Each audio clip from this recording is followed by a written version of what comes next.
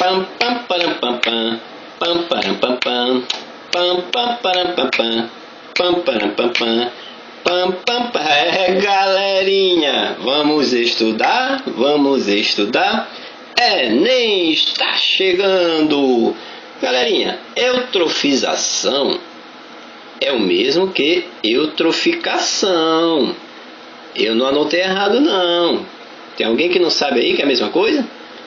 Cuidado, hein? Todo mundo já ouviu falar de eutrofização, de poluição, antes de tudo, antes de mais nada. Poluição. Eutrofização é igual a poluição na água. Nada mais é do que esse excesso de nutrientes. Vejam bem, excesso de nutrientes na água. O que vocês têm que saber, na verdade, são essas palavras-chave. Poluição na água, excesso de nutrientes na água é igual a eutrofização ou eutroficação. Ah, eu já sei, professor. Será? Vamos ver se você sabe realmente. Olha, eutrofização nada mais é do que uma sucessão de eventos. Não é muito fácil não. É uma sucessão de eventos decorrente do lançamento desses nutrientes, principalmente, olha lá a parte química, fósforo e nitrogênio, e também de matéria orgânica nos ambientes aquáticos. O fenômeno ele pode provocar o quê? Diminuição do O2, diminuição do oxigênio dissolvido na água. Professor, e como acontece então essa diminuição desse oxigênio? Aí é que tá. Não disse que já sabe? Então vamos lá. Olha, primeiramente, esse despejo de fertilizantes, principalmente, fertilizantes na água, é rico em nutrientes, né? O despejo desse esgoto, né, sem tratamento prévio, né, lançado na água, é matéria orgânica, gente, é rico também em nutrientes. Vejam bem, o que acontece com essa matéria orgânica lançada na água, com esses nutrientes? Tem muito alimento, há um aumento da população de algas, há um crescimento de algas, gente. Com certeza. Muita comida, os seres vivos tendem a aumentar. Os indivíduos, a população de algas tende a aumentar. Muita comida, nutrientes na água. Vamos lá. E aí, com esse excesso de algas, o que acontece? As algas ficam, aquelas algazinhas que ficam embaixo, na camada mais inferior ali, sem receber a luminosidade, o que acontece? Elas morrem.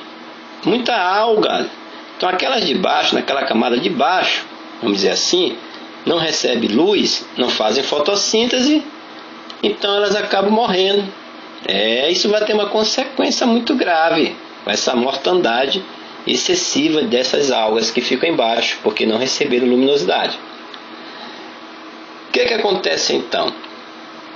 Tanto as algas mortas como esse conteúdo de esgoto doméstico vão representar uma grande e indevida quantidade de matéria orgânica que estão presentes na água, certo? Muito bem. Aí que vem, com essa decomposição, elas estão mortas, essas algas, o surgimento de bactérias, vejam bem, primeiramente aeróbias, aquelas que vivem na presença do O2. Essas bactérias que usam o O2 da água, o oxigênio lá dissolvido, elas usam o oxigênio para realizar essa decomposição dessas algas que morreram. Para decompor as algas, essas bactérias usam o O2 da água, certo? E aí, professor? Bom, aí que vem o que a gente chama de DBO.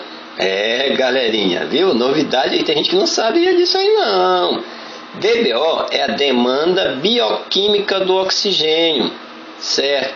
Se aumenta o uso, a necessidade do oxigênio pelas bactérias aeróbias, a tendência desse oxigênio que está dissolvido na água ali é diminuir. Então a DBO nada mais é do que a quantidade em miligrama por litro de oxigênio que é utilizado por essas bactérias, as aeróbias, para poder degradar a matéria orgânica.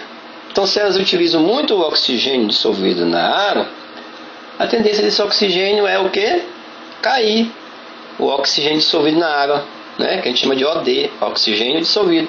Então, diminui essa quantidade de oxigênio dissolvido na água. Se diminui essa quantidade, o que acontece, professor? De oxigênio dissolvido na água, vai faltar oxigênio ali, né? A concentração de oxigênio na água, né? Ela tende a cair. Se falta oxigênio nessa água, as outras espécies, que só não tem algas na água, né? As outras espécies vão morrer por asfixia.